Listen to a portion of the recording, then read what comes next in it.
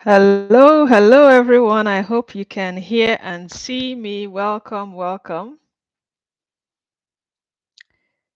going to give a minute for everyone to join in.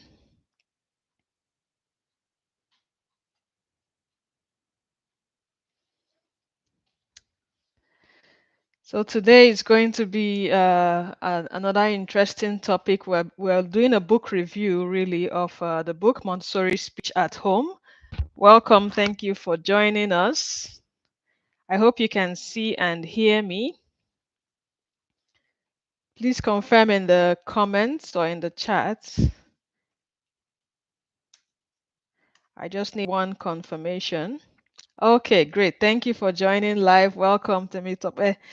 Very good to see you. Hello. So today we are going to be doing a book review and also discussing generally Montessori speech at home, Montessori speech support, generally how speech is learned.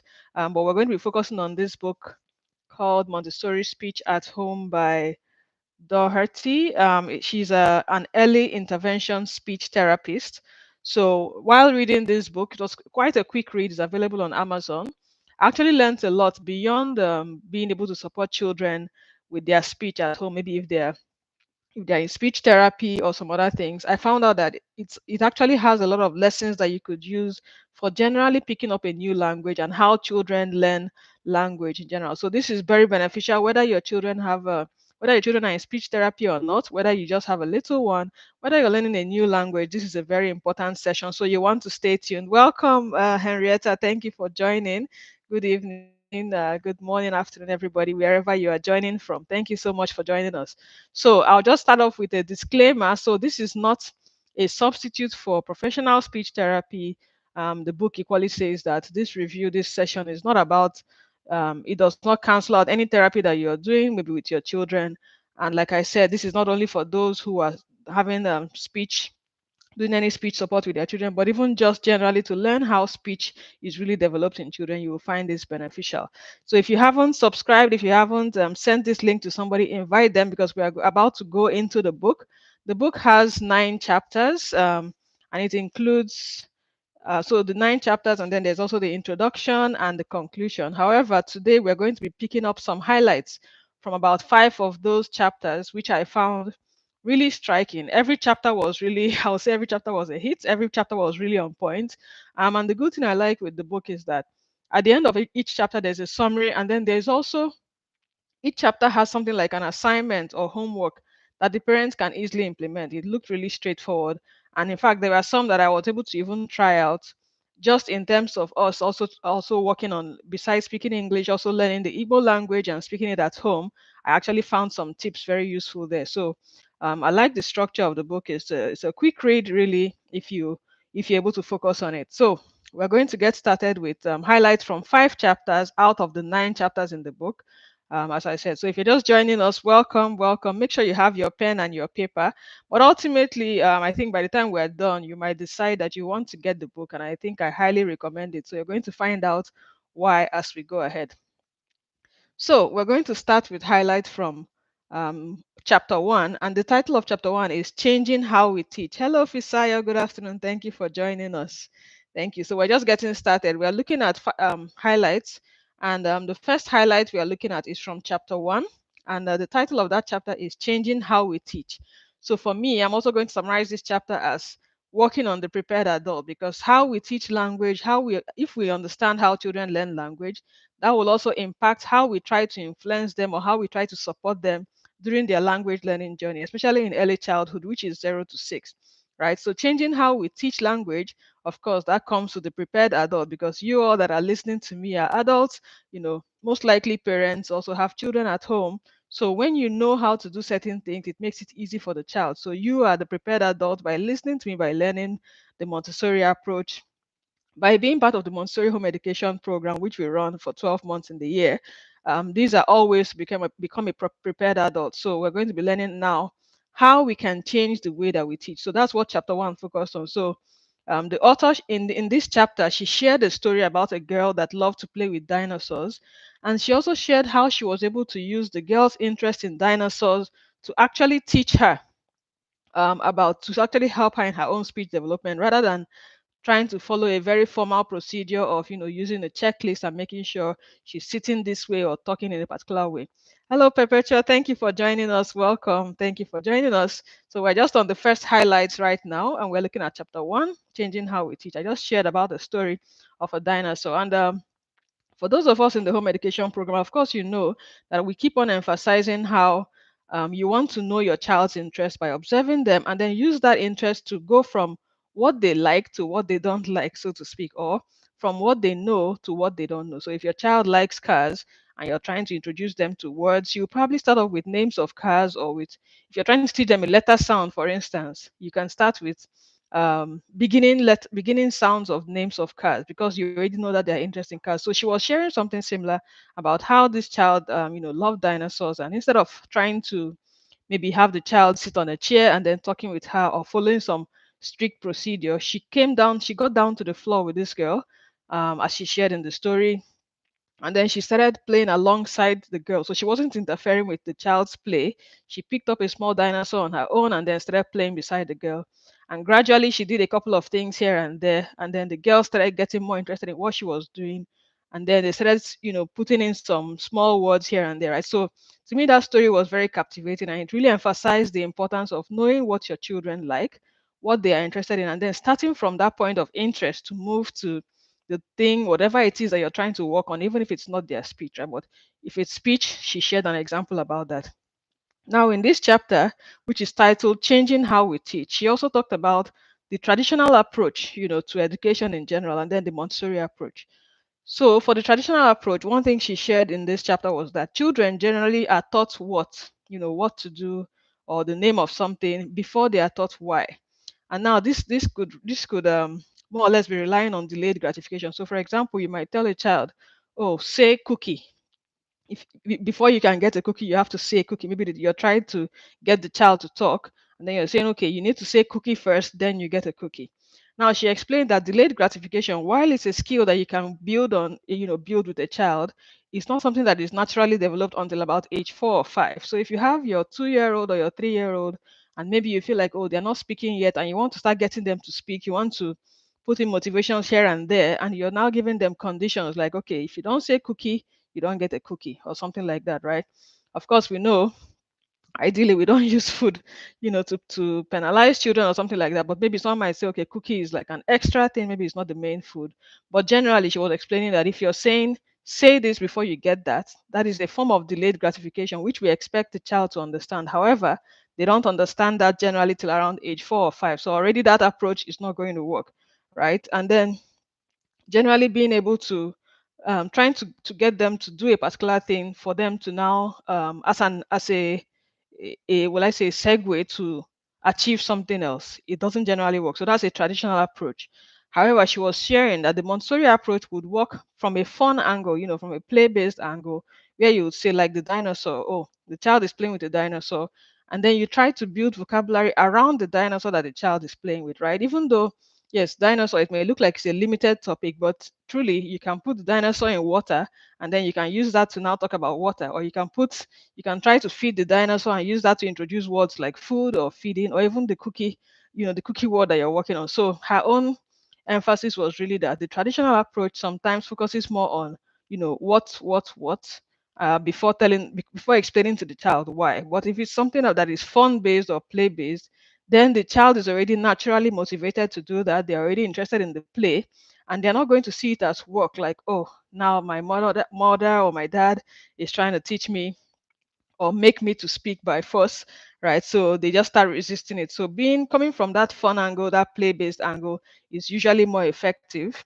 And of course, the book equally shares some more activities to help the parents work with the child to achieve the fun-based approach to teaching language or teaching speech for the child. So this was more about the prepared adult.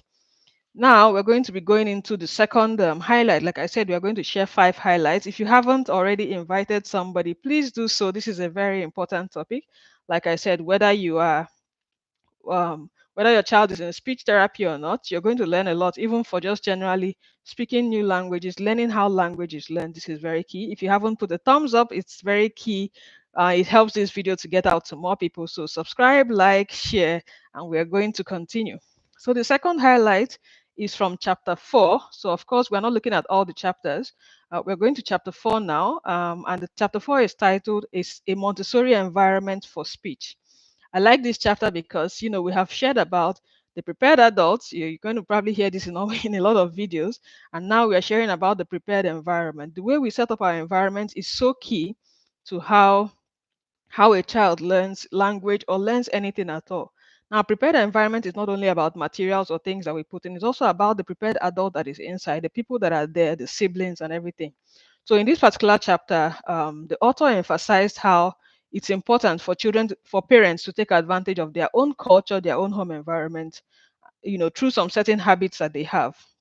So she emphasized three main things, which I'll just share them shortly. And one of them is having a routine-based speech, which means if you're doing something around the home that you have to do on a regular basis. So maybe every day you have breakfast. Whenever you have breakfast, maybe before setting the table, you might say, "Oh, time for your plate and spoon." Plate and spoon. You repeat it, you sing it like a song, whatever it is. But whenever there is breakfast, they hear the words plate and spoon. It has a way of making it stick better.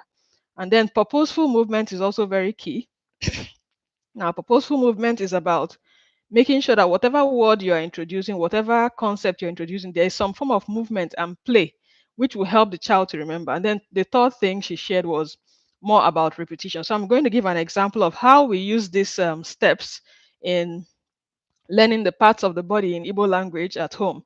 So we have a song, that we discovered that shares parts of the body. It's a very high, I think I may have shared it on my status a couple of times, but it's a very danceable song and everything. So there's a video about it, but most of the time we listen to it on audio.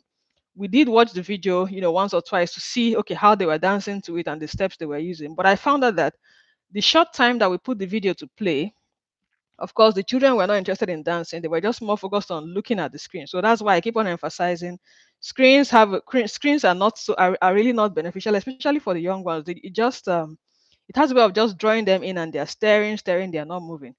So but once we had just seen the moves or the movement or whatever it is, it was turned off and we switched to a Bluetooth speaker. So what happened next?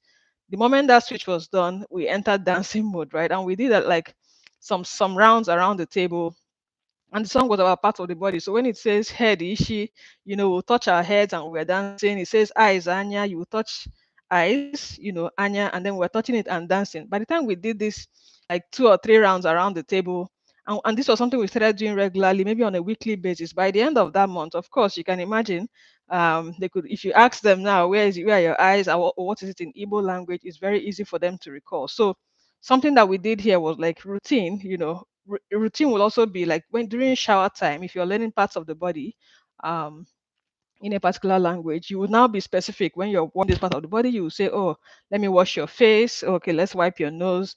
You wouldn't just be wiping it and keeping quiet. We need to talk to children. Actually, we need to talk to them even when they are babies. Talking to them, sometimes it doesn't come naturally. You might just feel as if you're doing a chore. You want to just finish something, but really, the more we talk to them, the more they pick things, whichever language we are using, or even just generally working on speech, right? So being able to use some of the steps that the author mentioned in this chapter, which is routine-based speech. So routine is every shower time we use the same words.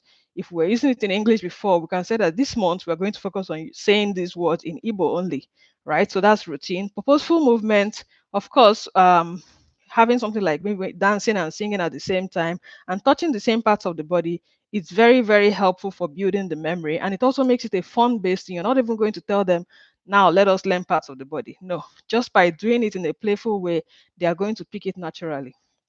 And then repetition means you won't just do it one off and say, "Oh, I've taught them." You have to give room for the thing to actually stick, right? So being able to do those dancing and singing and showering and using the words regularly for like a month up to a month was very helpful for them to just pick it naturally. And now they can use those words easily, without even having to think about it, without sitting in a classroom to say, this is this and this is that, right? So this chapter to me was really very interesting. It generally talked about preparing the environment and making it a speech rich environment. Some of the time you might find out that if you don't actually check it, you're not talking to your children as much as you think. The only time we find ourselves talking to them is when we have to give them an instruction and all that, right? During playtime, um, They might just be doing something on their own, or we're doing something on our own, right? So we have to be very intentional about talking to children, and even talking to them from when they are babies, because they, once they can hear us, right, they're actually picking up on speech.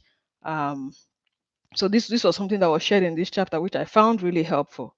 So we're going to the third highlight, and the third highlight is going to be from chapter 7.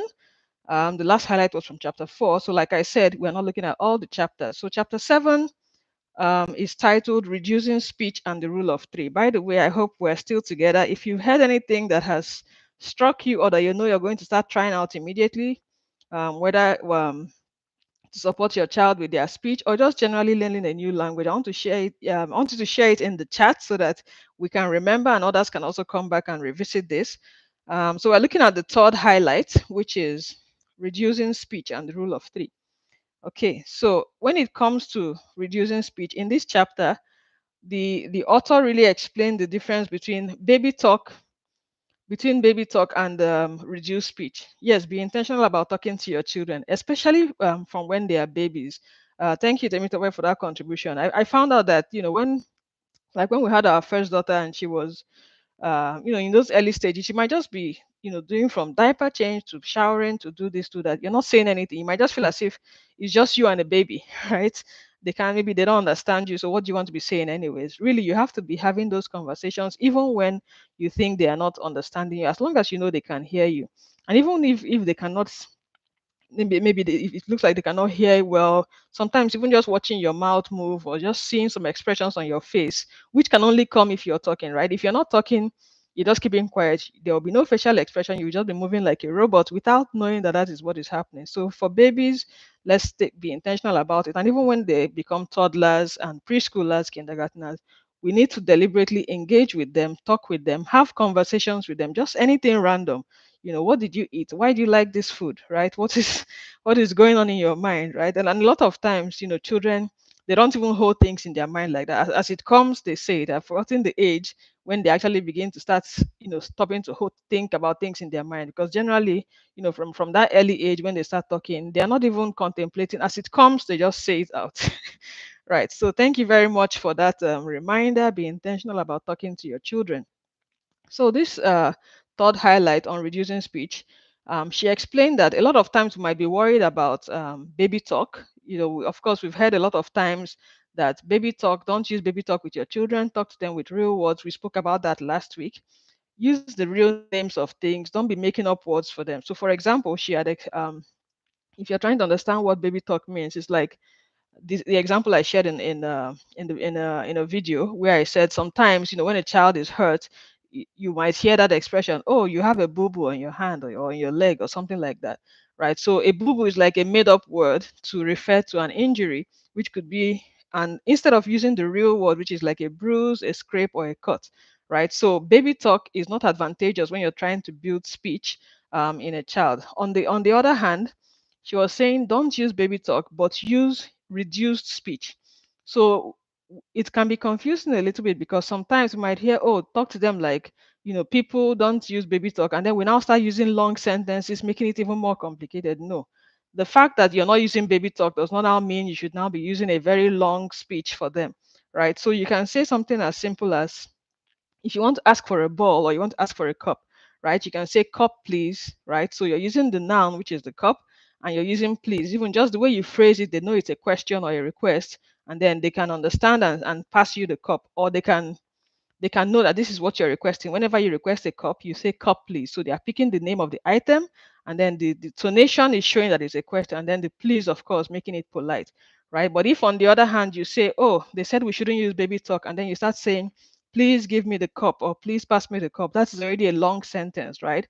And if they are trying to learn from you, and they feel like whenever they need something from you, they have to use that whole long sentence, especially when they are still trying to build on their speech, they may not be willing. It may look as if speaking is so difficult, right? So these were some of the things that she explained. And like I said, the author of this book is an early intervention speech therapist. So I found some of the recommendations to be very, very helpful. Oh, very good, very good. Thank you. That's Dr. Norma for sharing. Reduce speech, door close, drink water.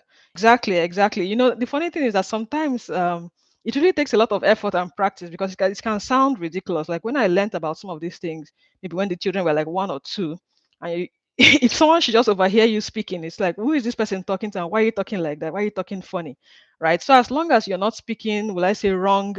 It's not a wrong terminology. Maybe it's just something that is shorter.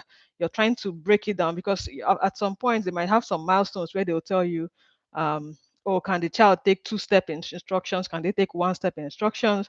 And then before the child has even started speaking, we may find ourselves giving, please go here and bring me the da da da da da. They're just tuned off, right? And even if they might understand what you're saying, if they want to now repeat that request to you when it's their own turn, they might feel like they have to say that whole thing for you to understand, and then they will just skip it altogether. So reduced speech is really, really very helpful when we are trying to encourage children to speak, and when we are trying to even let them know that this is how you can communicate easily and we will understand you, right? So the highlights from this particular chapter was, use reduced speech, practice repetition at least 3 times. So if you're trying to get them to learn a particular word, because you need to go word for word, sometimes you're trying to get them to learn maybe pencil or spoon, right? Whenever you're giving them a spoon, you say it 3 times: spoon, here is the spoon, take spoon.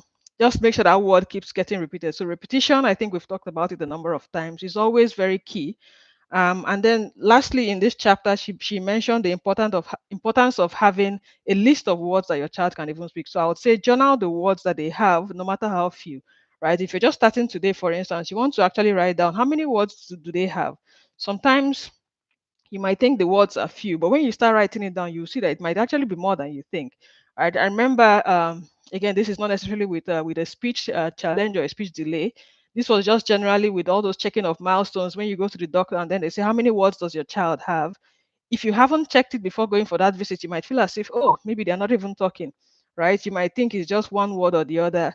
And then they explain to you that having a word is not even about being so clear or saying it pronouncing it very well, but the fact that they're able to use a particular sound to refer to a particular item each time they need that item, that is already counting as a word, because the actual production of speech, the actual production of words, there are so many things that go into it. But the fact that they're able to use a particular, whenever they need a particular theme, or they're pointing at a dog, they say maybe that, right? You know that this is what they are referring to. So that's why sometimes it's also common that parents tend to understand children at a particular age more than even a doctor or even somebody else, a teacher outside, right? So parents have a superpower, which I really like to emphasize.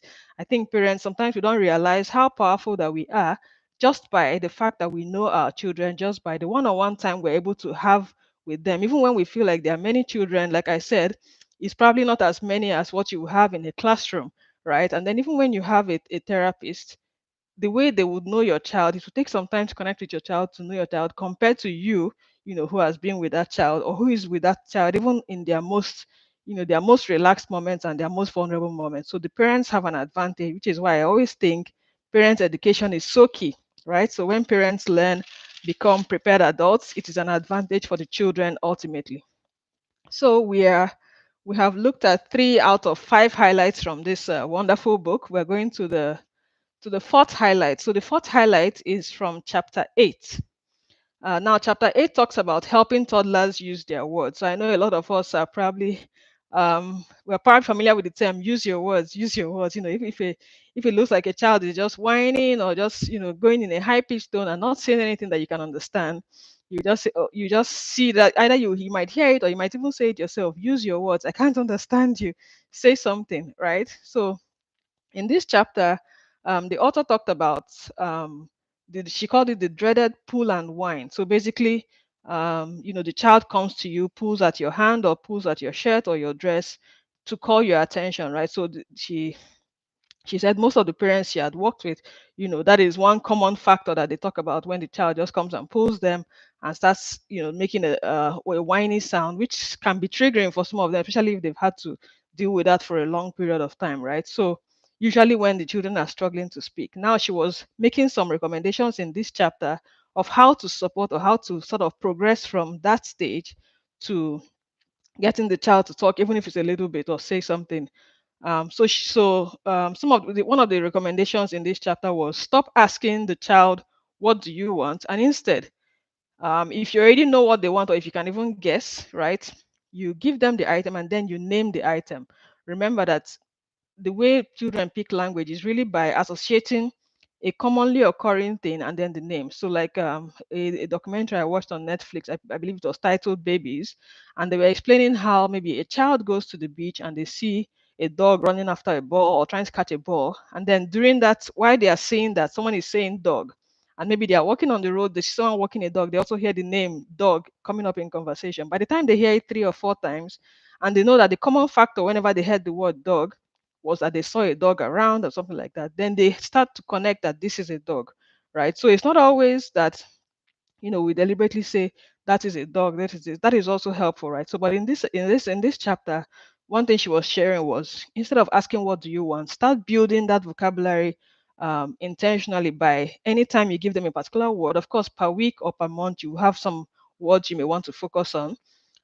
So when you give them the item, you name the item.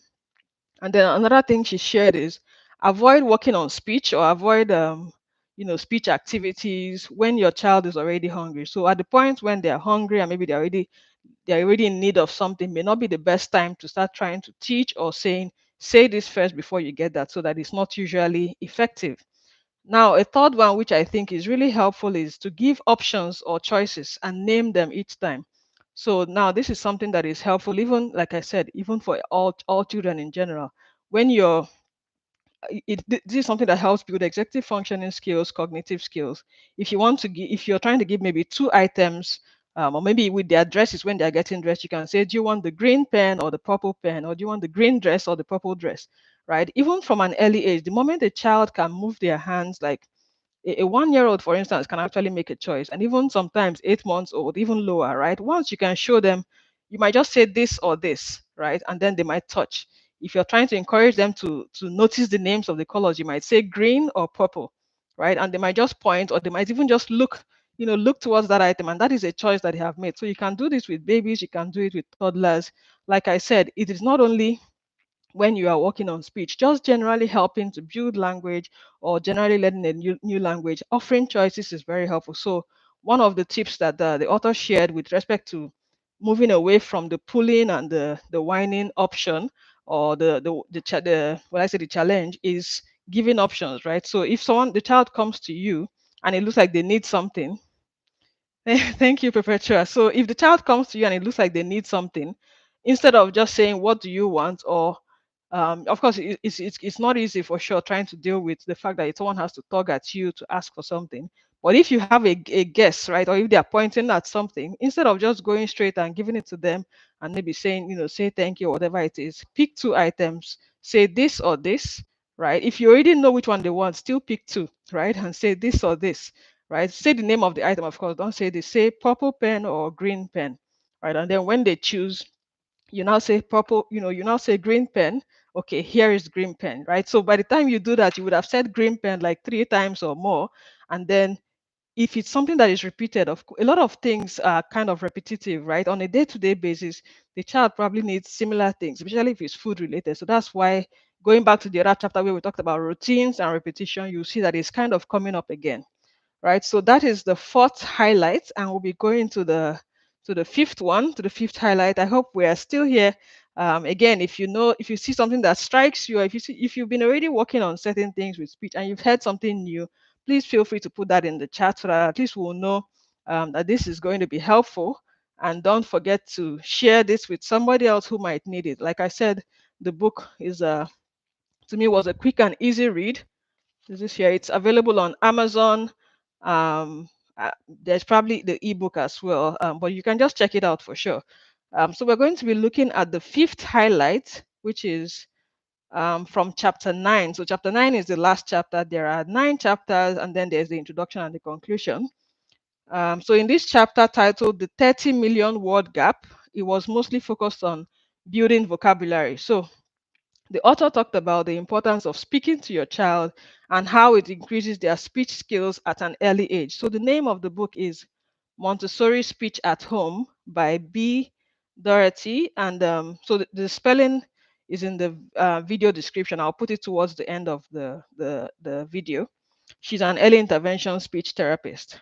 So in this chapter 9, She talked about the importance of speaking to your child and how it increases their speech skills at an early age. So, like I said, whether you're working on speech or not, whether you're just generally trying to understand how children build their speech, talking to them is very key. And one thing I want to personally add is that oral language is sometimes overlooked, right? Especially when there is no obvious challenge. So, of course, if we're in speech therapy with our children, we might be able, we might have reason to focus on spoken language and want to support our children to start speaking as much as they are able to, right? But sometimes, even when we're not working in speech therapy and it looks like there is no challenge, right? There's a tendency to neglect that oral language. There's a tendency to neglect speaking to children, right? So this is something that we actually need to pay more attention to because it also helps to build their vocabulary.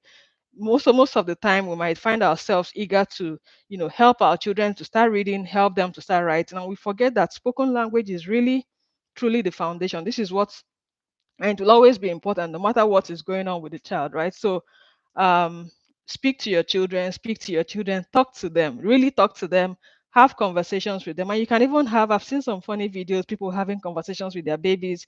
They'll say, oh, more milk. And maybe the baby will just smile or laugh or do some sound. Oh, you think milk is easy, right? Do you know how much milk is in the market, right? Just having those funny conversations, it even helps you to relax as an adult. But the child just watching you, watching your mouth move, seeing the expression on your face is very key. And then when they even begin to understand you, it becomes more interesting. Sometimes they try to make some sounds back and you pretend you understand what they're saying. You copy the sound that they're making. This is all conversation. And then when they now start actually talking with you, keep up the conversation, find ways to talk with them every day. It's very easy to just be instructional or transactional with children. Wear your shoes, do this, do that, get this, time for that. But you may not, if you find out, if you check it truly, you may see that you haven't really had some conversations with the children if you didn't plan it into your routine or if you didn't plan it into your schedule. So please talk to them as often as you can. And more importantly, instead of making it a one-off thing, have a routine in your day, tie it to something that you do. Maybe before prayer time or before bedtime, you can ask one question. Okay, what was the happiest thing that happened today? What was the saddest thing that happened today? Just get them thinking, get them talking. Um, no matter their age, right? So another tip that was shared in this chapter was reading to kids. Of course, reading to your children is very important. But once again, you don't want to just maybe listen to this video and say, okay, I'm going to read to them. You read to them today, tomorrow you don't read to them. It is important to tie it to a routine, tie it to something that you normally do. A lot of the times we find that it's easy to tie it to bedtime because, okay, the day is over. What else can you do? Just before you sleep, quickly read, even if it's just a page, even if it's just pointing at pictures on a page. You mustn't read an entire chapter book, right? By the time they start reading on their own, they can read as long and as much as they want, right? But of course, parents, you're tired in the night. It's been a long day, but you want to just make some effort, even if it's just looking at a page. You can sometimes I might just tell them, okay, we're going to look at one page today. We just look at it, we point at it. If it's a low energy day, you might even just focus on the pictures and say, oh, what do you see? Right? And you just point. You can still spend a reasonable amount of time on one page, even without saying so much, right? But just engaging with them, getting them to speak back with you or whatever it is, reading to them is very key. And it also helps to develop their comprehension. It helps to build their listening skills. And something we also do on the days when we don't, actively read before bedtime, we tell stories, right? I might just make up a story. I've shared some, in fact, just recently this week, um, because normally my husband shares stories. He has one new story for the children almost every day. But when it's my turn, they'll say, "Oh, mommy, you're always telling one story." So recently, I remember that I used to like some of all these tortoise stories when I was younger. So I've started telling them some tortoise stories of how the tortoise went to the sky and fell down and broke his shell. Just make up something. It's always interesting to them, right? So some days I might tell them, okay, we can't read this night, but I can tell you a story. So just make sure that you're talking to them. Reading to them is also talking to them somewhat, right? But the good thing with reading is that they can learn vocabulary that is not in their everyday activities. If you're For instance, the kind of words that you might see if you're reading the Bible or if you're reading the Quran are not the words you will see in an everyday book that is talking about maybe farm animals. If you're reading farm animals book, you're learning a different kind of vocabulary. If you're reading books on poetry with some poems, you're going to be seeing some different kind of words, right? So you want to make sure you have a variety of things you're reading to them. on a daily basis. Yes, daily basis is actually very key, even though it might sound difficult. If you tie it to a routine and if you keep it simple, it is very doable, right? So read to them, read a variety of items to them. And I think the last aspect of the recommendations in this chapter, which is about building vocabulary, is that when you're working on speech, or even when you're building a new language, like I said, we've been using it in our Igbo language practice, you want to focus on some key parts of speech, like the nouns. Names of things will always be very important and very useful when you're learning a new language. Just single words. Oh, like I said, parts of the body is names of things. You talk about nouns. Um, oh, excuse me. Also looking at things like verbs, so action words, running, come, go, stand, sit. Another why it's very good with action words is that when you're learning a language or when you're learning to speak in general, if you involve the child in action words, it means they get to move, and children like to move. Like movement is movement is like their blood, right? It's something that is so key. That's why when you say a child should sit still, it can be so difficult, even if they are naturally quiet or whatever. Movement is always very important for learning. So verbs or action words are words that when they are learning, they can easily move. So if you're trying to say, come, and then you say they'll run, or run, right? Or stand or sit. They are moving, they are doing it, they are playing with it. It's not something that you're learning in a very formal way. So nouns, verbs, adjectives, and adverbs, which are like descriptive words. So colors, of course, is one of the earliest vocabulary words that you would like to build in a child. Oh, red, yellow, green, blue. It's colorful, it's attractive, it's visual, right? So they can see it, and you can play around with it. So when you're building vocabulary, you want to work on nouns, you want to work on action words like verbs.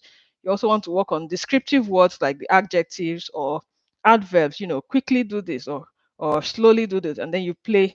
I think we were doing French class the other day with Madame Amy, for those that are in the 1, 2, 3 petit pas class. So I think there was an example where she was showing with yellow and green scarf. So while she's moving the yellow and green scarf, she's saying, so green, vert et jaune. So jaune is yellow and vert is green. So as they're moving it, they're moving the scarf, they're moving the color. It's such a captivating way to learn colors, to learn language, because as they are moving it, they are remembering that this is the scarf I was holding when I was learning that particular color. Now, in addition to that, she connected it to the traffic lights. So there, when you're holding green, we move fast. So she'll say, there, come sir, you move like this, right? And then it's like vit, vit, vit, vit, vit, vit. See, it's funny how I'm even remembering some of the French words. I'm just learning the French with my kids, right? But she's, vit, vit, vit is fast, fast, fast. So those are verbs, right? So any language you're picking up, if it's Igbo, you say osiso, osiso, osiso. If it's English, quickly, quickly, quickly, right? As you're saying it and you're doing it, the children are excited, they're picking it up, they don't even know, or they don't even realize they're learning language, right? So if you're describing colors, the same thing. Those are words that are easy to pick up. Then numbers is another one. Counting is something that is commonly used in everyday life or everyday activity, which if you deliberately introduce it is also helpful to the child, right? When you're given something, you say, oh, 1, 2, physical items, counting it out, right? So I think those were some of the highlights of how you can build vocabulary with your child. But something I hadn't yet mentioned that she kept emphasizing in the book is, as much as you might be having a target that you want your child to start speaking a particular way by a particular time, it is very important to remove that target from your mind, put it at the back of your mind, and focus on getting the child to smile, getting the child to laugh.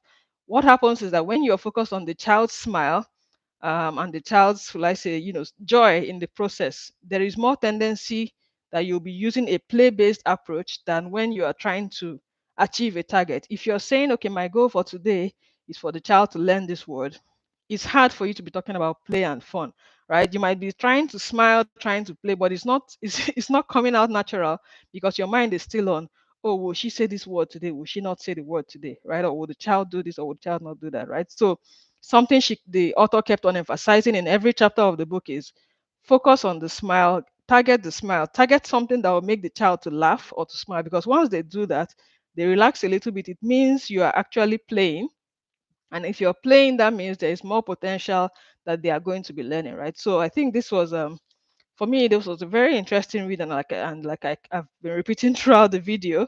It wasn't to me, it wasn't just about speech support or speech therapy.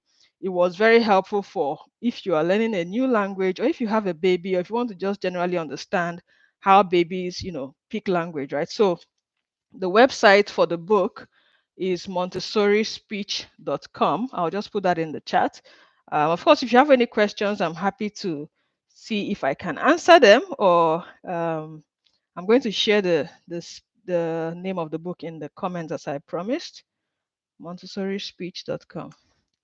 Okay, great. Have you read it already, Temitope? That would be interesting to know. Please share. Um, yeah, I really enjoyed reading it myself, and I'm definitely going to. I think it's a very good reference material, and throughout the book, every chapter has a short assignment for the parent to do. Okay, you've not read it yet. Okay, okay, that's okay.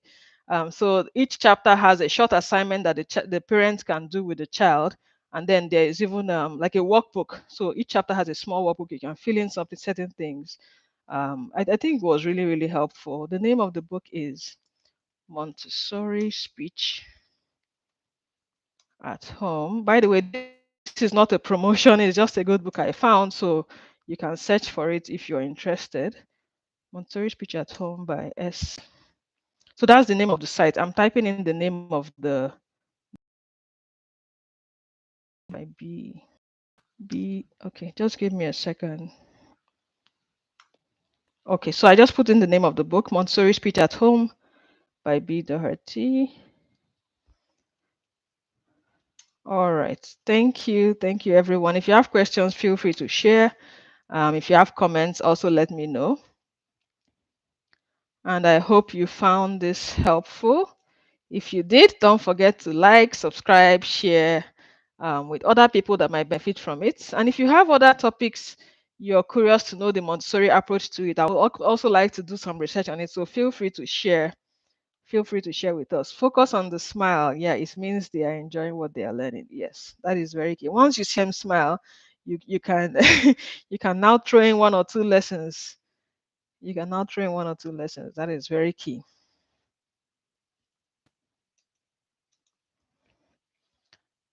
Okay.